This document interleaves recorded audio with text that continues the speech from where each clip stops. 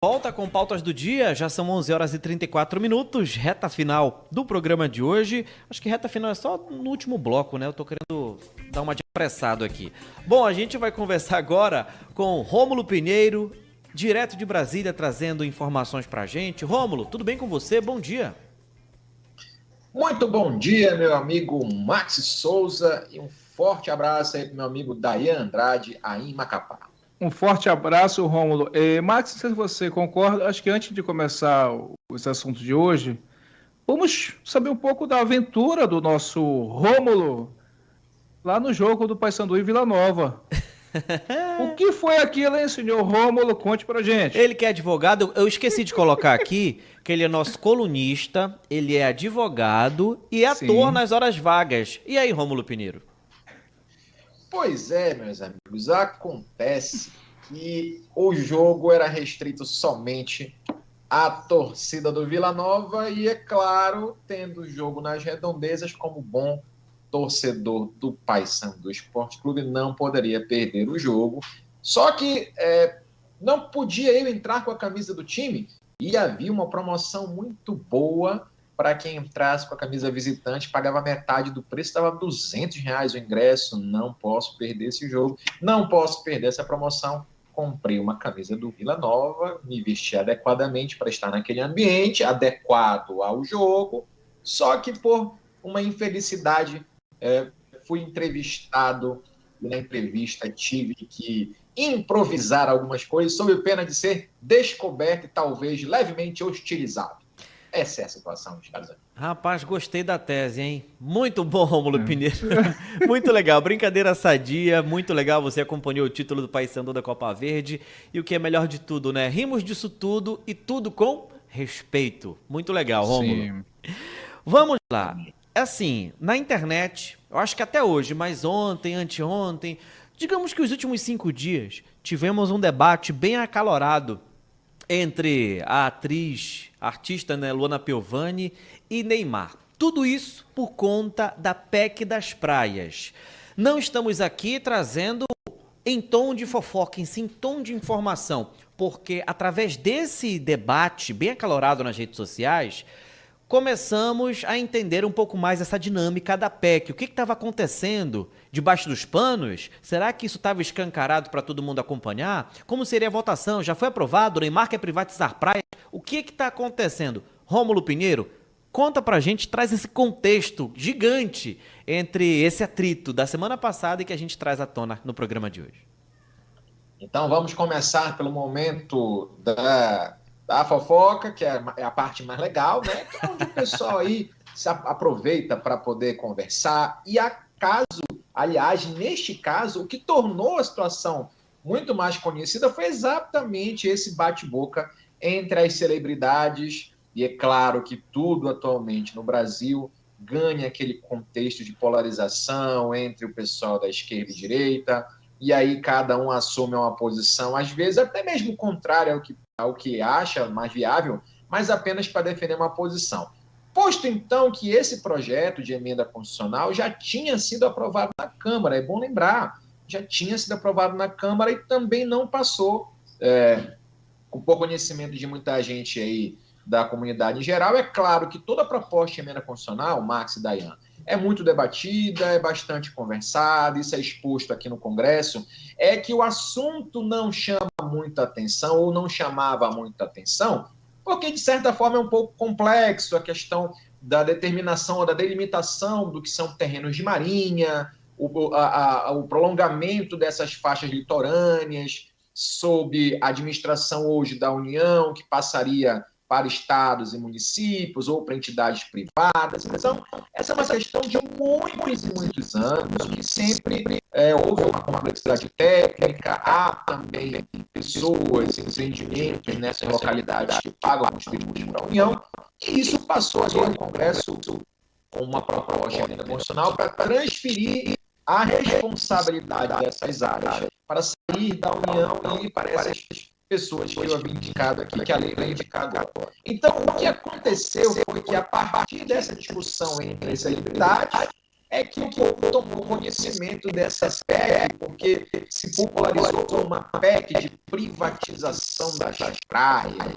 Inclusive, o ministro Alexandre Padilha ontem se referiu à proposta dessa forma, porque foi assim que ela ficou conhecida. Muito embora não haja nenhuma relação com relação a isso, ou seja, a proposta de transferência desse título para as pessoas que ocupam ou para estados e municípios. O grande problema, Max, Daiane, aqui é que a discussão ela é um pouco mais amplificada, porque a ideia inicial, que a União, por exemplo, recarga mais de 1 bilhão por ano desses impostos, foro, laudêmio, taxa de ocupação, são tributos que se pagam por realizar empreendimentos ou habitar nesses terrenos costeiros, ou em lagos que também sofrem influência da maré, lagos e rios que sofrem influência da maré. Então, isso acaba que gera uma fonte de renda para a União.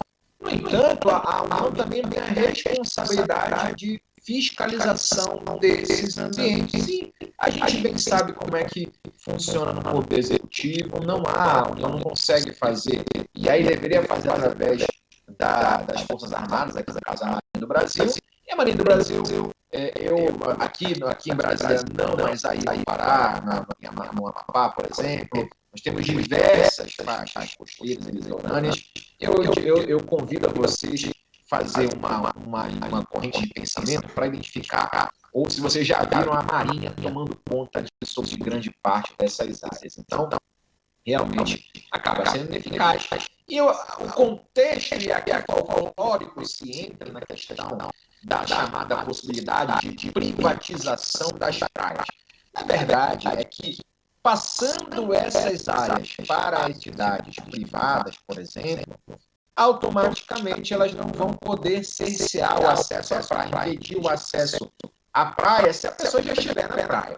O grande problema é o cerceamento, né? É a possibilidade de impedir a chegada dessa pessoa à praia. Então, e aí as pessoas brincaram aqui também nas redes sociais, olha, a praia não vai continuar tendo acesso a todos, se você chegar lá voando, ou você chegar lá nadando pelo outro lado, você chega à praia, não vão poder impedir. Isso não é de todo uma inverdade, mas, Max, Daiane, quando se passar a titularidade para a iniciativa privada, por exemplo, ela pode simplesmente cercar a área que é de sua propriedade, e esse cercamento da área vai impedir o acesso à praia em alguns pontos.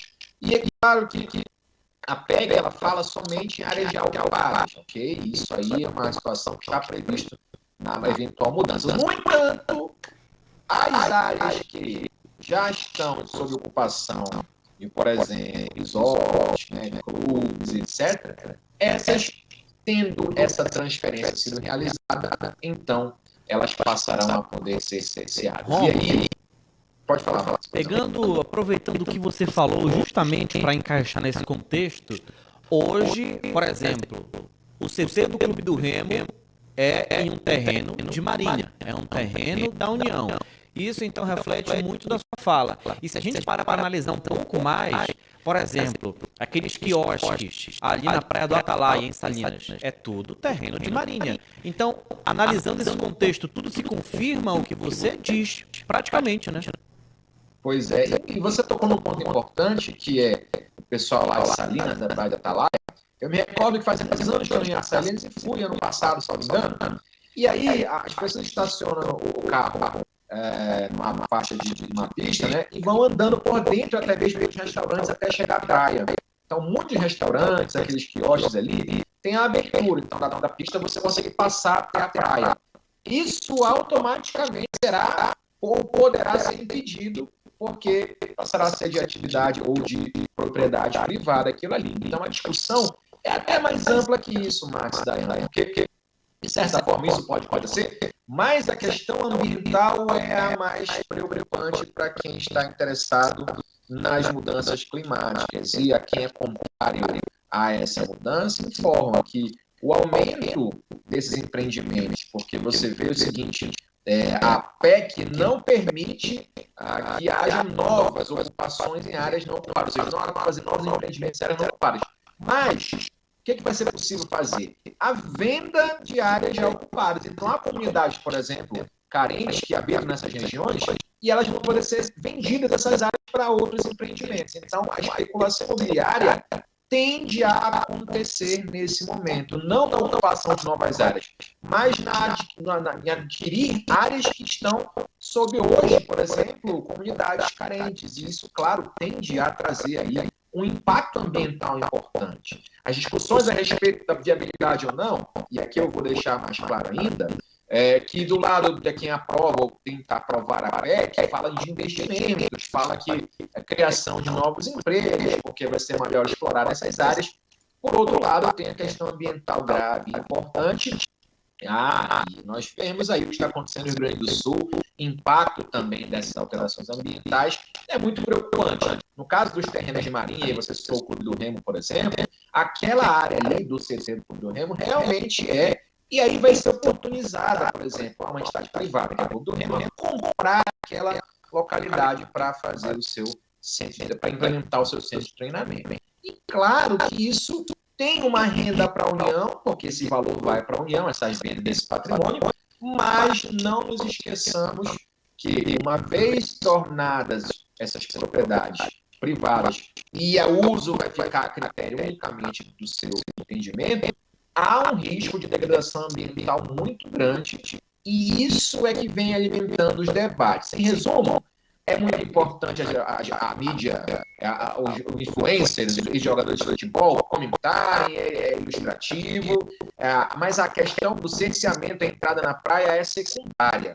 O que a gente precisa apontar é o risco de eventuais ocupações desordenadas nessas regiões, empreendimentos que talvez vão mudar a característica da região.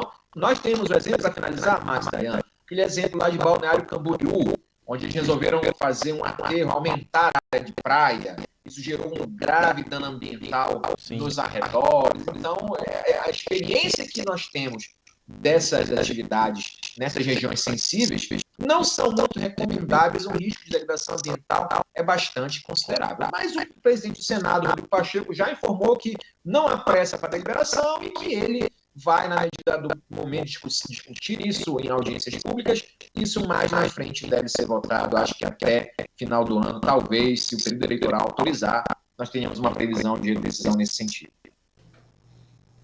Daí, Andrade. Não, é uma questão, assim, Rômulo, que vai seguir. Já tem parlamentares que são contrários a esse projeto, outros a favor. A favor, por exemplo, tem o deputado federal, filho do ex-presidente Jair Bolsonaro, que é a favor, e tantos outros. Então, é algo assim que, em algum momento, também tem alguns que não vão se posicionar sobre a temática, porque é delicada. A polêmica, Dayane, passa muito por aí, porque no caso do Neymar, por exemplo, o Neymar anunciou uma sociedade numa região lá, se não me engano, no Nordeste, não vou precisar agora qual é o estado em si, mas ele tem um investimento ali no Nordeste, de resort, de alto padrão. Então, a justificativa aqui de um congressista, ao falar sobre o tema, é que muitas dessas localidades são ocupadas por pessoas ou por comunidades muito carentes e que enfeiam, tornam feia a orla da cidade, porque é uma comunidade de baixo poder aquisitivo, aí comunidade em situação deplorável. Então, a proposta é que essas comunidades saiam, porque se for aprovado esse projeto, eu, como grande empresário que sou, aliás, que não sou, mas aqui vou fingir que sou, eu posso chegar lá numa dessas e comprar toda aquela área, e aí as pessoas nessa comunidade vulnerável tendenciosamente venderiam esses loteamentos e talvez os empreendimentos que nascendo dali talvez interessasse para a especulação imobiliária, mas isso geraria que aqui é só na espécie da especulação, é claro, né? Mas uma proposta aí, talvez um desgaste, uma degradação ambiental considerável, considerando que nós, e aí eu falo aí de Belém do Pará, que é sede da COP30, a gente vê a situação da cidade, a gente vê aí, mesmo de longe, acompanha as dificuldades que há dessa proteção ambiental, e aí você imagina aí a União que não tem esse poder de fiscalização, essa transferência para atividades privadas, como é que seria feita essa fiscalização. É realmente preocupante, é algo que a gente tem que pensar, além do mero acesso à praia, mas também com a questão ambiental, que há muitos exemplos de má gestão desse tipo de situação na sociedade. Rômulo, bora fazer um intervalo rapidinho, você ficar com a gente? Vamos lá, tamo junto. Então pronto, bora lá, Dayan, rapidola, intervalo, a gente volta já para falar de outro assunto com o Rômulo Pinheiro, pode ser? Pautas do dia. De volta com Pautas do Dia, e a gente continua conversando com o nosso querido Rômulo Pinheiro, direto de Brasília, na coluna Conexão Brasília, de toda quarta-feira, aqui no Pautas do Dia. Rômulo, vamos falar da aceitação da denúncia por crime de calúnia contra Moro no STF. Mais uma polêmica da Andrade e Rômulo Pinheiro. Sérgio Moro sempre no foco. E aí, eu quero saber do Rômulo, Rômulo, em relação, você acredita que vai ter andamento isso ou não? Vai ser abafado? Pois é, meus amigos, aqui a questão é a seguinte, vazou um vídeo, na verdade foi divulgado na época, ano passado, um vídeo de uma festa junina, e eu recomendo ao pessoal, cuidado com o álcool às vezes, né, solta alguns pensamentos que estão guardados na mente das pessoas, e eu acho que foi o que aconteceu com o senador Sérgio Moro, que à época fez aí uma declaração, e ele informa que foi em tom de brincadeira, e até parece ser mesmo, dizendo que em São João iam prender, aquela brincadeira de prender as pessoas, né? Ela vai para a cadeia, festa junina, e aí ele disse que iam ele ia sair comprando um habeas corpus de Gilmar Mendes. Então, acontece, e é muito comum isso, essas expressões em tom jocoso, em tom de brincadeira, que a gente acaba falando em determinados momentos da nossa vida, por o álcool, ou por uma falta de noção, acontece bastante. Eu conheço várias pessoas que são useiras e vezeiras em fazer essas situações, essas circunstâncias, e é claro que isso na esfera judicial, apesar de parecer configurar um crime de calúnia, dizer que alguém cometeu um crime, se houver essa intenção de brincar, isso acaba tirando a natureza de crime. A gente chama no direito em ânimos jocandi, intenção de brincar, e aí acaba não configurando um crime. O que acontece, meus amigos, é que essa intenção de brincar não fica muito clara na situação ali. Apesar de ter, sim, aparentemente uma intenção de brincadeira, no momento festivo e até com álcool, havia um histórico de discussões entre o ministro Sérgio Moro, aliás, o senador Sérgio Moro e o ministro Gilmar Mendes. É diferente, Max e Dayan, de eu brincar com vocês aqui, mandar uma mensagem, fazer um vídeo.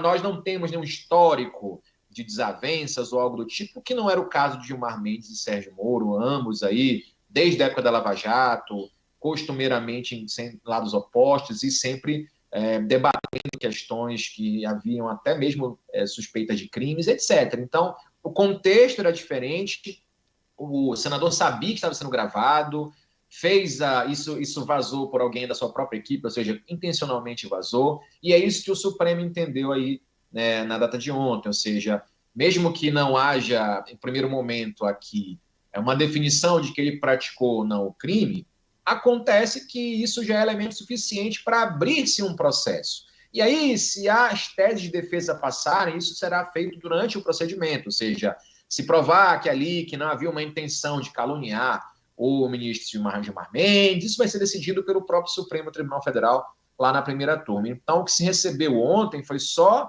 a abertura oficial de um processo contra o senador Sérgio Moro, que já havia escapado das condenações eleitorais lá no TRE do Paraná e no TSE, e a gente comentou isso a respeito também, muito embora havia aí uma pressão, tanto do lado do partido do ex-presidente Jair Bolsonaro, como do atual presidente Lula, uma representação para afastá-lo do cargo. No decorrer do tempo, Max, Dayan, isso foi perdendo essa necessidade, porque o senador se mostrou muito tímido, ou vem se mostrando muito tímido, na sua atuação aqui no Senado Federal. É um senador que não costuma regimentar grandes discussões, ele participa pouco dos embates políticos na tribuna, então acabou-se no meio político aqui, entendendo até que ele era um senador que morto-vivo, ou seja, não tinha muita influência ali nos seus pares, e se entendeu politicamente que não havia problema nenhum, então, em mantê-lo. Isso acabou levando o julgamento também, não que por causa disso, mas, assim, o contexto acabou autorizando, então, essa pressão menor e Moro foi absolvido. Porque o ministro Sérgio, aliás, o senador Sérgio Moro, ele tem essa verve de regimentar discussões, e alguém vai dizer que ele está sendo perseguido pelo meio jurídico, pelo establishment. E quando alguém fala isso, eu me recordo que era a mesma argumentação das pessoas contrárias a ele, que diziam que ele perseguia os outros. Então, essas questões de perseguição ficam muito a critério de quem está na berlinda no momento. E aí, o que acontece agora é que Sérgio Moro vai ser julgado pelo Supremo Tribunal Federal, e o grande embate aqui não é saber se vai haver cadeia. Esse tipo de crime não gera esse tipo de situação. Sérgio Moro, salvo engano, é primário, então não é o caso. A pena máxima é de 2 anos, mas como ele praticou um delito e divulgou pela internet para a presença de várias pessoas, isso acaba triplicando eventualmente a pena. E o grande X da questão é o seguinte, é que, uma vez condenado por esse crime lá no Supremo, se ele pegar uma pena superior a 4 anos, isso pode gerar perda do mandato de senador, e esse pedido foi feito pela Procuradoria-Geral da República, a ex-procuradora Lindora Araújo. Então, a questão é saber se, em havendo condenação, o tempo de pena aplicável a ele, porque se for acima de 4, ele corre risco de perder o mandato. Novamente, o Supremo com a palavra, a gente vai aguardar o resultado aqui e trazer para vocês sempre, todas as quartas, nesse mesmo horário. Rômulo, muito obrigado pela participação, ótima semana, tá bom? E até quarta-feira que vem. Muito obrigado, Dayan, muito obrigado, Max, feliz pela vitória de ontem e agora é só subindo. Forte abraço. Obrigado, saudações bicolores. O homem deu sorte pro Papão. Daí a gente fica por aqui.